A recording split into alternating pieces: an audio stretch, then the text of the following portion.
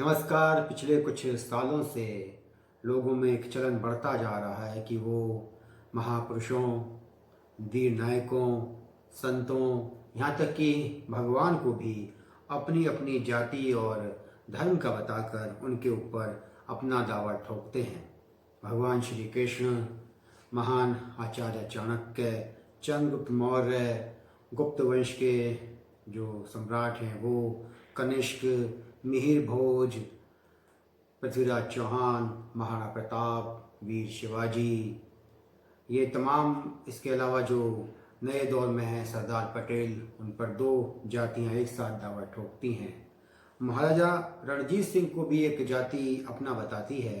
ये बात अलग है कि खुशवंत सिंह, जिसने महाराजा रणजीत सिंह के ऊपर एक बड़ी ऑथेंटिक किताब लिखी, उसमें उसने जिक्र किया रणजीत सिंह की कई पीढ़ी पहले की जो पेडिग्री थी उसका, लेकिन उसने कहीं भी महाराजा रणजीत सिंह की जाति का खुलासा नहीं किया। हिंदुस्तान में एक बड़ी अजीब और दिलचस्प बात है कि जितने भी आरक्षित वर्ग हैं, एससी, एसटी, ओबीसी, उनमें से तमाम अपने आप को किसी न किसी प्राचीन और महान राजवंश के साथ जोड़ते हैं। कोई ये नहीं कहना चाहता कि वो हमेशा से ही ऐसे थे। सबका एक बड़ा ही ताबनाक माजी रहा है। इसके अलावा एक अजीब बात ये भी है कि नायकों के साथ, जो नायक हैं, जो हीरोज़ हैं, उनके साथ सब अपने आप को एसोसिएट करना चाहते हैं। हर एक कोई महाराणा प्रताप का वंशज है, मगर कोई ये नहीं बताता कि वो ऊदा का भी, जिसने अपने बाप कुंभा की हत्या की, उसका वंशज है, या वो बनवीर था वो उसका वंशज है जिसने उदय सिंह को मारने की कोशिश की। इसके अलावा जो बाद में जब संधि होगी राणा अमर सिंह के बाद, तो उसके बाद जो राजा हुए उनके साथ भी कोई अपने आप को नहीं जोड़ता है। वैसे परेशानी ये नहीं है, ठीक है आप अपने आप को जोड़िए, लेकिन मुद्दा होना चाहिए प्रेरणा लेने के लिए, क्योंकि नायकों पर कभी किसी का कॉपीराइट नहीं होता है। ऐसा नहीं है कि अगर नायक हमसे दूसरी जाति का है, किसी दूसरे मज़हब का है, तो क्या हम उसे नायक न माने? नायक सिर्फ नायक होता है, चाहे वो कोई भी परिभाषा के तहत उसे देखा जाए, जाना जाए।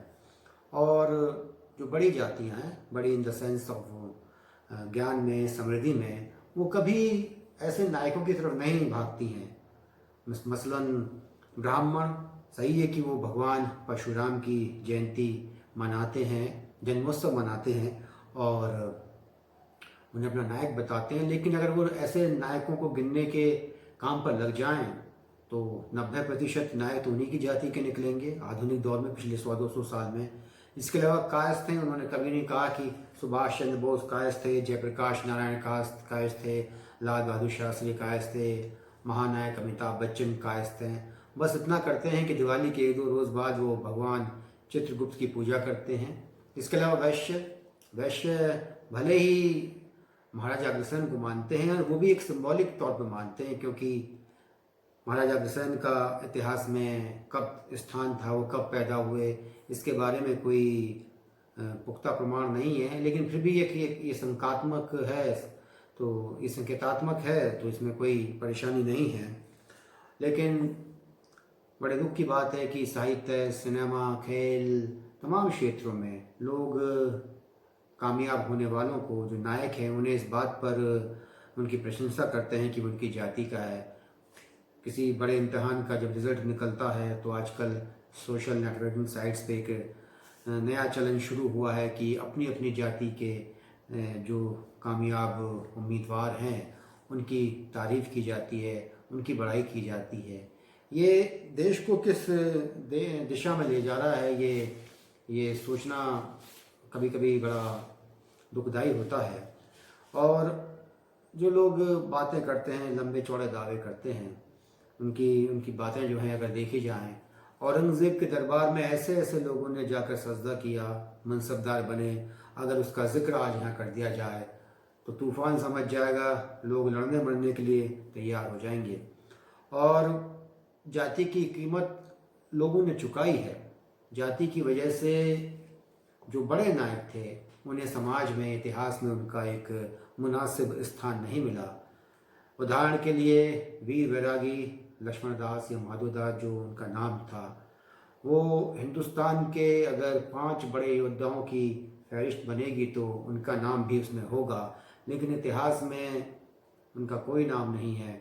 उन्हें उन्हें कीमत चुकानी पड़ी, क्योंकि वो उस जाति के नहीं थे जिस जाति का वर्चस्व उस धर्म में था, जिसे मानने लगे थे। और यही वजह है कि उन्हें बहुत ही बेबसी के साथ, बड़ी विवशता के साथ सरेंडर करना पड़ा। और एक महान योद्धा जिसने 1000 साल के इतिहास में पहली मर्तबा हिंदू जाति, हिंदू धर्म, सनातनियों के दिल में एक आत्मविश्वास भर दिया, उसे बेहद अफसोसनाक हालात में आत्मसमर्पण करना पड़ा और फिर बेहद क्रूर तरीके से उसकी हत्या कर दी गई।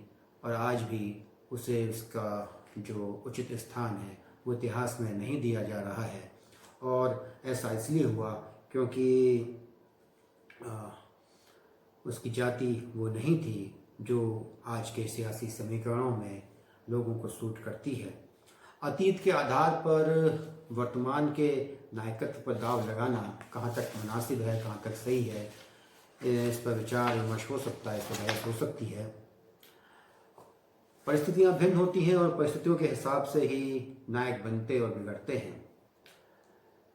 हिंदुस्तान में मुगलों की जो हुकूमत रही वो तकरीबन 150 बरस बहुत ही ताकत के साथ रही, अकबर से लेकर औरंगज़ेब तक, और उसके बाद तकरीबन 101 साल तक घिसट घिसट कर चली। लेकिन इस दौरान एक भी मुग़ल परिवार का कोई शहज़ादा, कोई शहज़ादी कभी किसी दूसरे के हाथों नहीं मारे गए। और 1707 में जब औरंगज़ेब की मौत हुई, उसके बाद एक बहुत बहुत लंबी जो है वो एक लिस्ट है, हमने ये किया, हमने वो किया। इसलिए कहा जाता है कि परिस्थितियाँ भिन्न होती हैं। आज अगर हम खेल के मैदान में देखें तो एक वक्त था कि वेस्ट इंडीज़ को क्रिकेट में हराना उसके देश में जाकर बड़ा मुश्किल हुआ करता था, लेकिन आज उसे बहुत कमज़ोर टीम भी हरा देती हैं। ये परिस्थितियाँ होती हैं कि किन हालात में आप लड़ते हैं, किन हालात में आप संघर्ष करते हैं, और फिर उसी के आधार पर नायकों को उनका स्थान दिया जाता है। आज बीते दौर के जो बहुत बड़ी ताकतें थीं वो आज कहाँ हैं? एक वक्त पूरी दुनिया में मंगोलों का कहर था, मंगोलों का खौफ था, लेकिन आज मंगोलिया की क्या स्थिति है? इसके अलावा ग्रीस, यूनान, इनका बड़ा नाम था, इनकी बहुत बड़ी हस्ती थी, इनका बहुत बड़ा साम्राज्य था। और अमेरिका के बराबर में मैक्सिको, आज से 300-400 बरस पहले तक मैक्सिको अमेरिका के मुकाबले कहीं बड़ी ताकत था। अमेरिका में जो रहते थे रेड इंडियन वगैरह, वो उनका मुकाबला भी नहीं कर पाते थे। लेकिन आज अगर देखा जाए तो मैक्सिको की क्या हैसियत है अमेरिका के सामने। पिछले 800 बरस में हिंदुस्तान में अरबों ने, तुर्कों ने, अफ़गानों ने, मुग़लों ने, अंग्रेज़ों ने, सब ने हुकूमत की। लेकिन ये आश्चर्य का विषय है कि आज जो तमाम दबंग हैं उनकी क्या भूमिका रही है, क्योंकि प्रमाणिक इतिहास के साथ अगर हम इस विषय पर अनुसंधान करें तो पाएंगे कि एक बड़ी ही दुखदाई स्थिति थी कि सिर्फ चंद जातियां ही हिंदुस्तान के वक़ार के लड़ती रहीं।